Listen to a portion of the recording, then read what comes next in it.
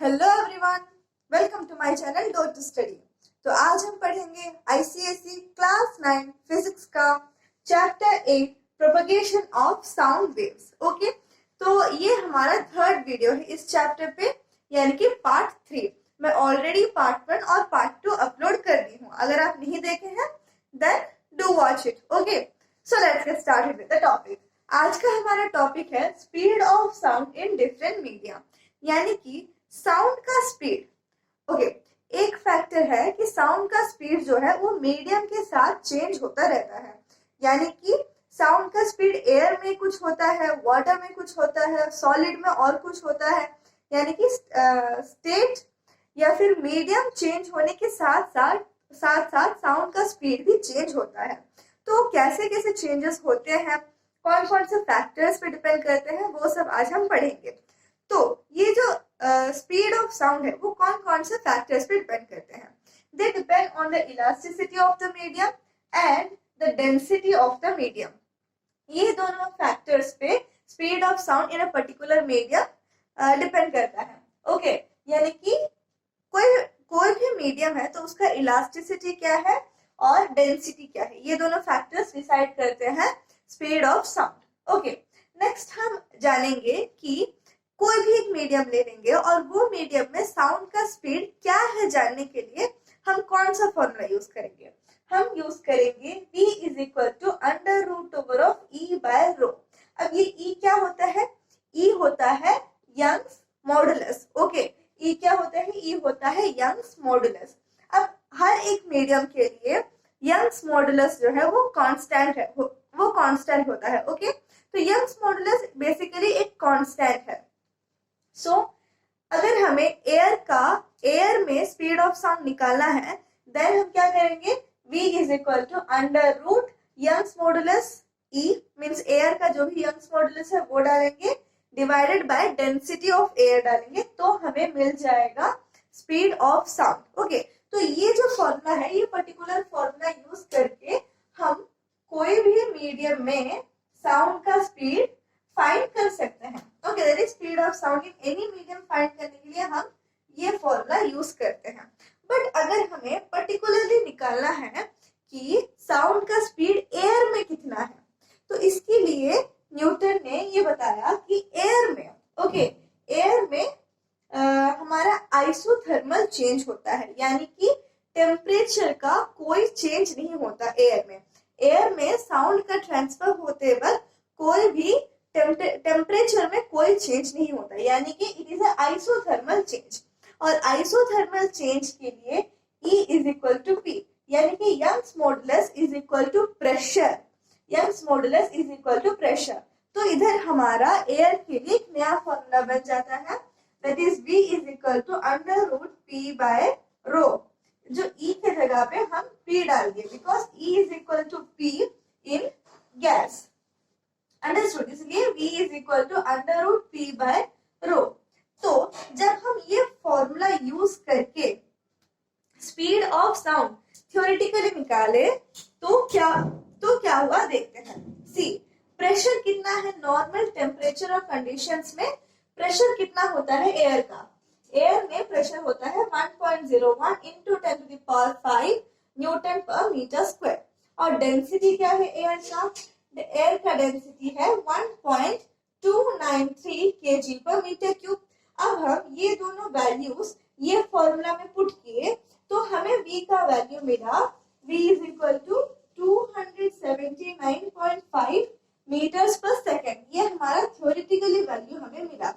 But हम जब experiments किए और एक्सपेरिमेंटली फाउंड किए कि एयर में साउंड जो है कितना स्पीड से ट्रेवल करता है, देन हमें नियरली मिला 330 metres per second.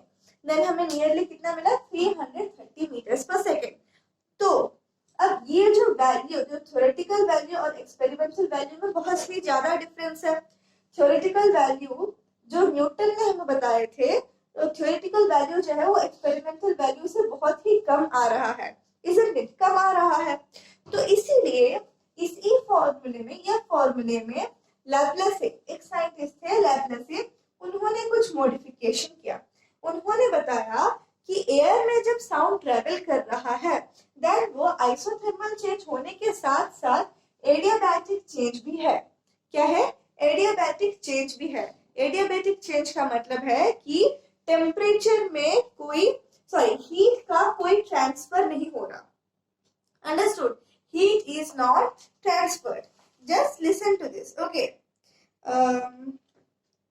Yes, here we have.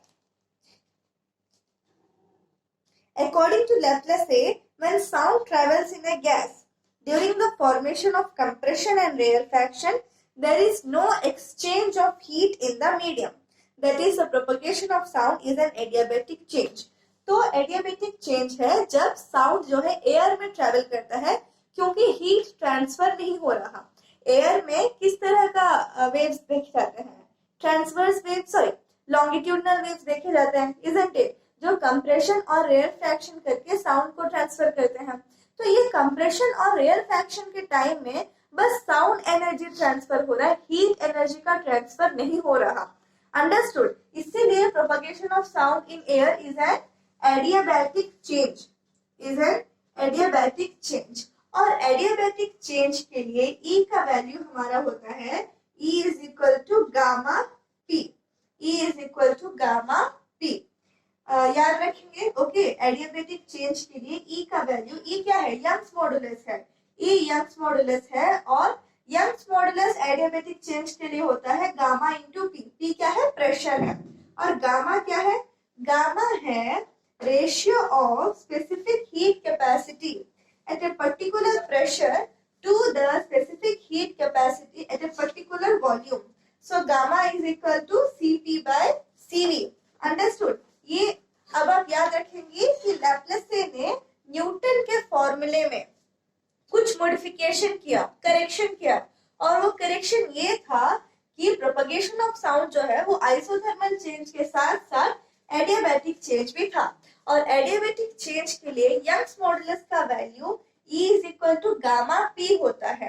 और गामा क्या होता है? Gamma is the ratio of specific heat capacity at a particular pressure to the specific heat capacity at a particular volume. Understood? Cp का मतलब है specific heat capacity at a particular pressure. Cv का मतलब है specific heat capacity at a particular volume. तो जब हम ये E is equal to gamma P इस फॉर्मूले में डालें तो क्या बन गया? V is equal to gamma P means इस फॉर्मूले में डालें तो E की जगह पे हम डाले गामा P, इसलिए इधर ये बन गया V is equal to gamma P by rho.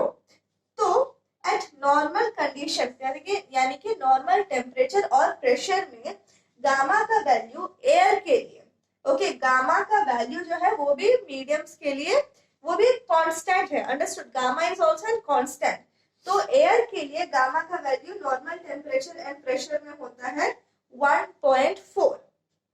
तो जब हम जो सभी वैल्यूज है, तो प्रेशर का वैल्यू एनटीपी में क्या होता है एयर के लिए? 1.01 into 10 to the power 5 newton per metre square. और रो का वैल्यू कितना है? डेंसिटी कितना है एयर का एनटीपी? 1.293 केजी पर मीटर क्यूब। तो ये जो सभी वैल्यूज है वो जब हम इस फॉर्मूले में पुट किए देन हमारा V का वैल्यू निकला 330.7 metres per second. 330.7 metres per second, जो बहुत ही क्लोज था हमारा एक्सपेरिमेंटल वैल्यू के साथ, that is 330 metres per second. तो इससे हमें ये पता चल गया कि लैप्लेस ने जो मॉडिफिकेशन किया उसके वजह से हमारा स्पीड ऑफ साउंड निकालने का फॉर्मूला अब पूरा परफेक्ट है। तो क्या है? V is equal to gamma P by V is equal to under root over of gamma P by rho. ये है हमारा फॉर्मूला। अब जैसे मैं पहले से ही कह चुकी हूँ कि हर एक मीडियम में यानी कि मीडियम के चेंज होने के साथ साथ साउंड का स्पीड में भी वेरिएशन आता है। तो सबसे ज्यादा मीन्स साउंड जो है सबसे ज्यादा फास्ट ट्रैवल करता है सॉलिड्स में, ओके, उसके बाद लिक्विड्स में और उसके बाद गैस में। अब ऐसा क्यों रहता है? ऐसा इसलिए रहता है क्योंकि सॉलिड्स में इलास्टिसिटी सबसे ज्यादा होता है। अंडरस्टूड? सॉलिड्स में इलास्टिसिटी सबसे ज्यादा होता है, then liquids and then gases. इसलिए मैं इधर ये लिखी हूँ सबसे ज्यादा स्पीड साउंड ट्रैवल ट्रेवल करता है सॉलिड में, देन लिक्विड में, देन गैस में। अभी हम कुछ एग्जांपल्स देखेंगे जो ये बताता है कि स्पीड ऑफ साउंड जो है वो स्टील यानी कि सॉलिड में ज्यादा होता है in comparison to air. First example है, अगर हम okay just a minute okay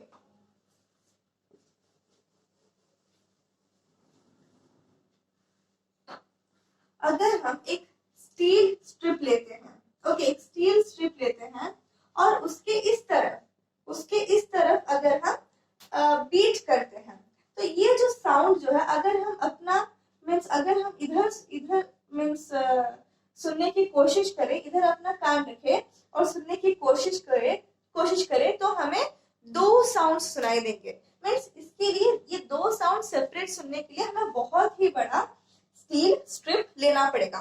तो जब हम इधर साउंड मीन्स बीट करेंगे देन वो वाइब्रेशन जो है ये सॉलिड में ट्रेवल होते होते हमारे कानों तक पहुंचेगा। उसके बाद और एक साउंड भी हमें सुनाई देगा जो एयर से ट्रेवल होते होते पहुंचेगा।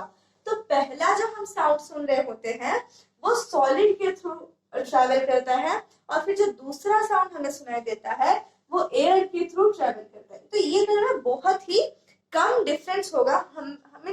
हम सुनने के लिए हमारा मीन्स सेंसेशन ऑफ हियरिंग के बीच में बहुत ही कम टाइम डिफरेंस होगा, बट फिर भी हम उसे डिफरेंशिएट कर पाएंगे अगर हम एक बहुत ही बड़ा स्टील स्ट्रिप लिए हैं। ये एक है पहला एग्जाम्पल। और एक एग्जाम्पल है जो रेलवे ट्रैक्स रहते हैं। ओके तो अगर हम वो रेलवे ट्रैक्स में मीन्स अगर उधर कान लगा के सुनेंगे वो जो रेलवे लाइंस में कि ये पता करने के लिए कि कहीं दूर से ट्रेन आ रहा है कि नहीं, तो हम जल्द ही जान पाएंगे क्योंकि जो ट्रेन ये रेलवे लाइंस के ऊपर मूव कर रहा होगा वो वाइब्रेशन क्रिएट कर रहा है, जो वाइब्रेशन सॉलिड्स के थ्रू फास्टर ट्रैवल करता है और हमारे कान तक पहुंच पाता है। पर हमें जो है वो साउंड जो ट्रेन प्रोड्यूस कर रहा होगा बहुत ही बाद में सुनाई देगा क्योंकि वो जो साउंड है वो एयर के थ्रू हम सुन पाएंगे। Isn't it? Just listen to the example. A person living near the railway track often presses his ear against the steel rail to guess whether a train is coming or not. The reason is that the vibrations produced by the moving wheels of train travel much faster through the steel rail than through air. Understood? So, sound is heard through track much before it is heard through air.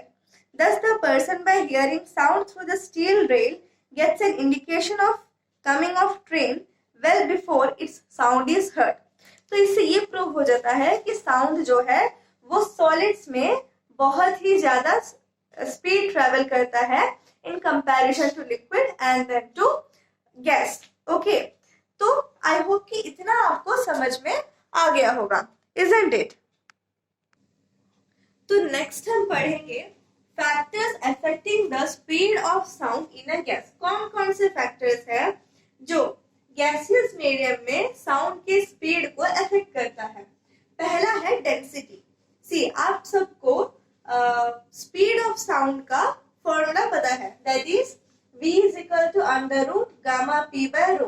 v क्या है? v speed of sound, gamma हमारा ratio है between the specific heat capacities of pressure by to the specific heat capacity of volume। p हमारा pressure है और रो हमारा density है। तो ये फॉर्मूले से हमें ये साफ साफ दिख रहा है कि v that is speed of sound is inversely proportional to the square root of density of the gas, isn't it? तो इससे हमें रिलेशन पता चल गया कि डेंसिटी चेंज होने के साथ साथ कैसे कैसे हमारा साउंड का स्पीड चेंज होगा। सो v is inversely proportional to the square root of density। हो गया, इतना आपको पता चल गया। अब आपको एक एग्जांपल के जरिए समझाते हैं। सी आपकी बुक में ये दिया गया है। ओके ये एग्जांपल्स आपकी बुक में भी है। क्या है? The density of oxygen, the density of oxygen is 16 times the density of hydrogen। Okay तो ये केस में हमारा स्पीड ऑफ साउंड कैसे अफेक्ट होगा देखते हैं। See v is inversely proportional to square root of density, तो speed of sound in oxygen to the speed of sound in hydrogen is equal to, speed of sound in oxygen के लिए 1/√ऑफ density of oxygen लेंगे divided by speed of sound in hydrogen है, which is again 1/√ऑफ density of hydrogen, isn't it? अब आगे क्या होगा, एक मिनट अभी देख लेंगे आगे क्या होगा। So हमारा speed of sound in oxygen to the speed of sound in hydrogen would be equal to, see ये means डिवाइड हो रहा है ना, तो हमारा रेसिप्रोकल हो जाएगा, जिसकी वजह से हमारा डेंसिटी ऑफ हाइड्रोजन ऊपर चला गया और इधर नीचे density of divided by √of density of oxygen. Okay,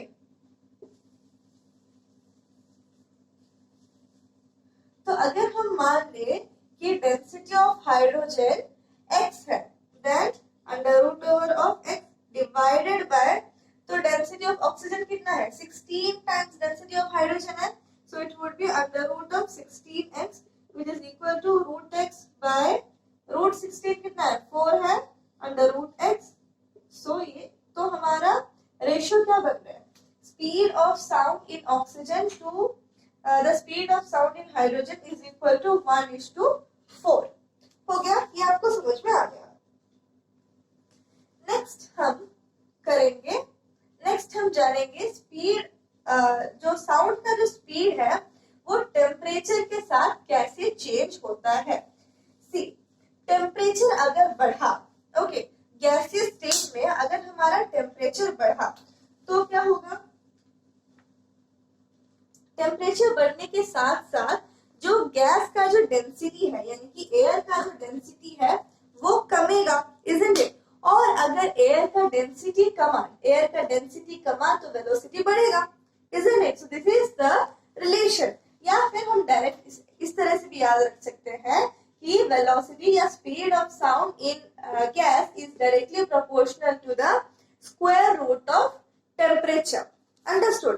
तो ये टेम्परेचर में इंक्रीज होने का और एक फॉर्मूला है, दैट इज स्पीड में इंक्रीज होने का और एक फॉर्मूला है, that is with respect to temperature या विथ चेंज इन टेम्परेचर या फिर with increase in temperature how the speed of sound changes, ये पता करने का और एक फॉर्मूला है, that is Vt is equal to V0 plus 0.61 into T.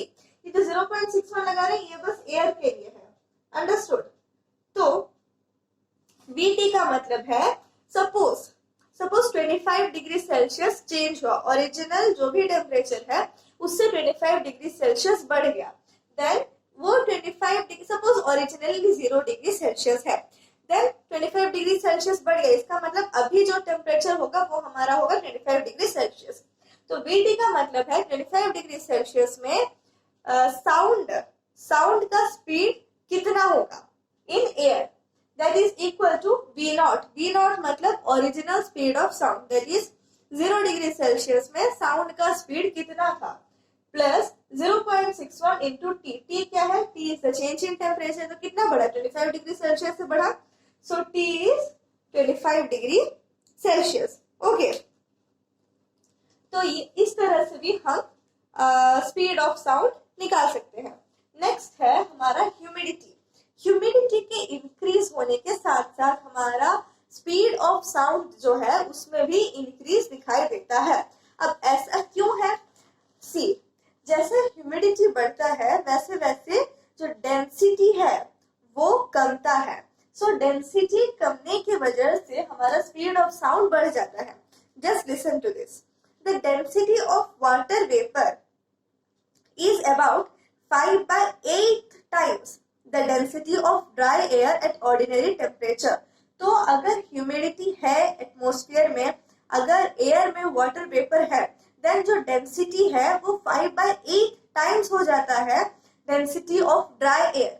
तो जैसे डेंसिटी बढ़ेगा, डेंसिटी बढ़ने के साथ साथ हमारा स्पीड बढ़ेगा, इसीलिए as humidity increases the speed of sound also increases।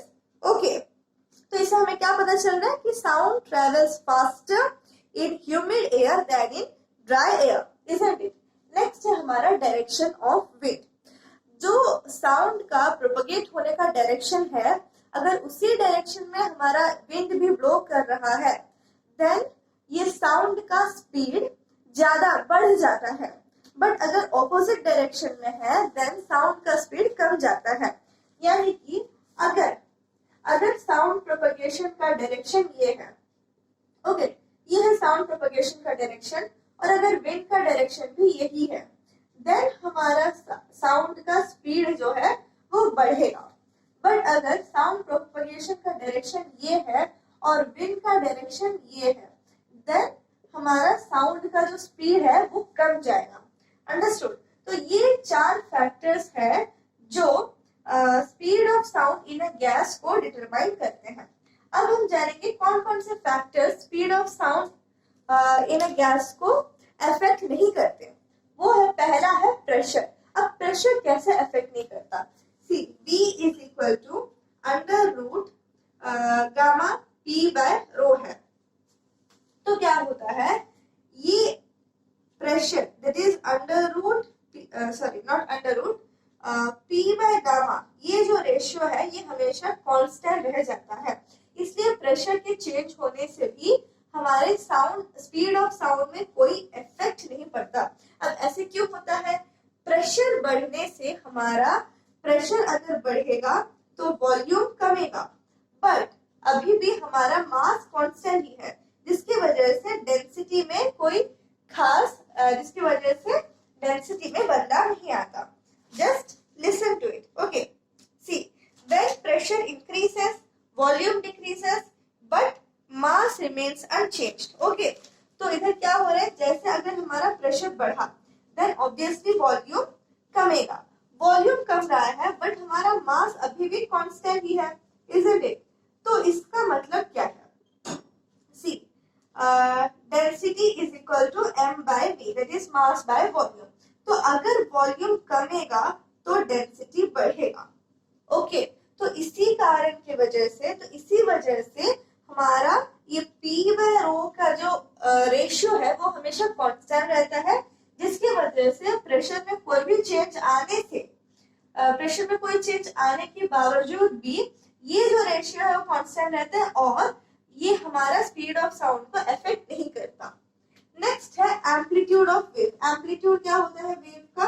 It's the maximum displacement on either side, isn't it? मैं आपको लास्ट वीडियो में समझाई थी। तो ये एम्पलीट्यूड जितना भी हो, ये कोई मैटर नहीं करता साउंड के स्पीड में। Okay, understood? नेक्स्ट है हमारा वेवलेंथ या फ्रीक्वेंसी ऑफ साउंड। ये भी हमारे साउंड की स्पीड को डिटरमाइन नहीं करता। ओके, वेवलेंथ या फ्रीक्वेंसी ये बस वो जो साउंड जिस सोर्स से प्रोड्यूस हो रहा है वो सोर्स पर dependent. Okay, so this does not affect the speed of sound in any way. अब हम बात करेंगे comparison of speed of sound with speed of light. Speed of sound और स्पीड ऑफ लाइट में क्या क्या डिफरेंस आ रहे हैं, वो सब के बारे में अब हम जानेंगे। पहला डिफरेंस तो हम अभी आज के वीडियो में हम इतना बार वो डिफरेंस कह चुके हैं, वो है कि स्पीड ऑफ लाइट जो है वो बहुत ही ज्यादा है स्पीड ऑफ साउंड से, isn't it? Speed of light जो है बहुत ही ज्यादा है स्पीड ऑफ साउंड से। स्पीड ऑफ लाइट कितना है? Speed of light is 3 into 10 to the power 8 meters per second। मतलब क्या है? 30000 मीन्स 3 के बाद 8 जीरो लगाओ और उतना मीटर पर सेकेंड है स्पीड ऑफ लाइट। पर स्पीड ऑफ साउंड कितना है? अगर हम एयर की बात करें देन स्पीड ऑफ साउंड कितना है? 330 मीटर्स पर सेकेंड ओनली। तो आप देख सकते हैं कितना कम है, इजंट इट? ये है हमारा पहला comparison between speed of sound and speed of light. दूसरा जो कंपैरिजन है वो मैं आपको कल बता रही थी कि साउंड को प्रोपगेट करने के लिए एक मीडियम का जरूरत है, बट लाइट को प्रोपगेट करने के लिए ऐसे कोई मीडियम की जरूरत नहीं है। That is light waves can travel in vacuum but sound waves can not travel in vacuum. Okay, next क्या है? The speed of light waves in an optically denser medium while the speed of sound waves is more in solids. Okay, अब अगर मैं जैसे आपको बता रही थी कि स्पीड ऑफ साउंड जो है वो सॉलिड्स में सबसे ज्यादा है, देन लिक्विड्स में है, देन हमारे गैसेस में है। तो आप देख सकते हैं कि डेंसिटी वाइज सबसे ज्यादा जो है वो सबसे डेंसर कौन सा है, सॉलिड है, उसके बाद लिक्विड है और उसके बाद गैस है। तो सबसे ज्यादा स्पीड भी स्पीड ऑफ साउंड किसमें, सॉलिड्स में है। बट अगर हम लाइट की बात करें तो लाइट का स्पीड जो है वो लाइट का स्पीड ऑप्टिकली डेंसर मीडियम में कम जाता है। ओके, ऑप्टिकली डेंसर मीडियम में स्पीड ऑफ साउंड कम जाता है, घट जाता है, बट स्पीड ऑफ साउंड जो है वो डेंसर मीडियम में बढ़ जाता है। भले ही ऑप्टिकली डेंसर और डेंसर सेम टर्म्स नहीं है, there are differences, but still this can be seen as a difference in the speed of sound and the speed of light. Okay, difference between the speed of sound and speed of light. Next है, the light waves are transverse electromagnetic waves. Light waves जो है transverse and they are electromagnetic waves. Okay, पर sound waves जो है अगर हम air की बात करें then they are transverse waves. तो ये है comparison between the sound waves and the light waves. Next हम बात करेंगे ये जो large difference है स्पीड ऑफ साउंड और स्पीड ऑफ लाइट, तो इसका हम प्रैक्टिकल एग्जांपल्स कहाँ पर देख पाते हैं। सी, रेनी सीजन में जब बहुत थंडर लाइटनिंग सब होता है तो आप देखे होंगे कि लाइटनिंग जो है वो पहले आ जाता है, isn't it? उसके कुछ टाइम बाद ही हमें थंडर सुनाई देता है। अब ऐसा क्यों होता है? ऐसा इसलिए होता है क्योंकि लाइट का स्पीड जो है वो साउंड के स्पीड से बहुत ही ज्यादा है। अब अगर आप पक्का नोटिस किए होंगे रेनी सीजन में, अगर आप नहीं नोटिस किए हैं तो नेक्स्ट जो रेनी सीजन आएगा तो आप नोटिस कर लीजिएगा। ओके, जो लाइट का मीन्स जो लाइटनिंग हमें पहले दिखाई देता है और थंडर हमें बाद में सुनाई देता है। अंडरस्टूड? और क्या है example? Yes, when the starter in an athletic event fires a gun, a spectator sitting at distance hears the sound of fire a little later while the smoke is instantaneously seen. ये भी क्यों हो रहा है? ये भी उसी की वजह से हो रहा है, that is velocity of light is much greater than the velocity of sound. Okay, तो अब हम डिस्कस करेंगे experimental determination of sound, speed of sound in air. Okay, तो इसके लिए हम क्या करेंगे, हम एक हाई अल्टीट्यूड वाला प्लेसेस ले लेंगे ए और बी। अब ये दोनों प्लेसेस के बीच में कितना डिस्टेंस है वो हमें पहले से पता होना चाहिए, और ये दोनों ही प्लेसेस में एक आदमी जो है वो खड़े रहेंगे। ओके, एक पर्सन प्रेजेंट होंगे। अब इन दोनों के हाथ में एक गन होगा। तो जब ये जो पहला आदमी है वो गन फायर करेगा, तब वो गन फायर करने के टाइम में जो स्पार्क दिखेगा वो इसे देखना है, और जैसे ही उसे वो गन का स्पार्क दिखा तब उसके हाथ में एक टाइमर होगा जो उसे स्टार्ट करना है।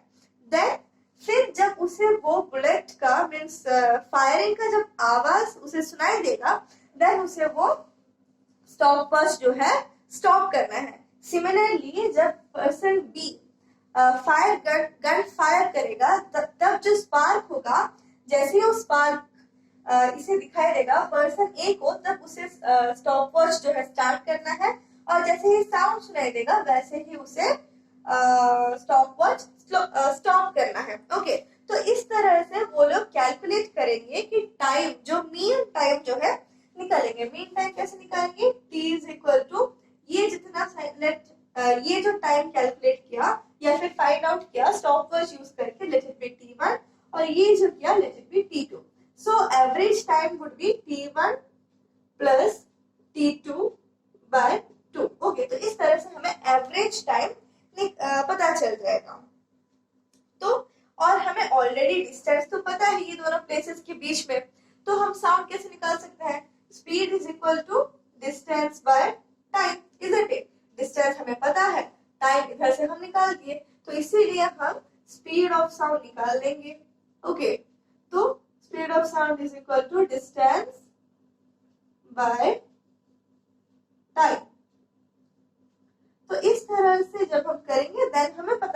कि एयर में स्पीड ऑफ साउंड जो है it comes around 330 metres per second. Okay, तो इस तरह से हम एक्सपेरिमेंटल डिटर्मिनेशन ऑफ साउंड कर सकते हैं, स्पीड ऑफ साउंड कर सकते हैं।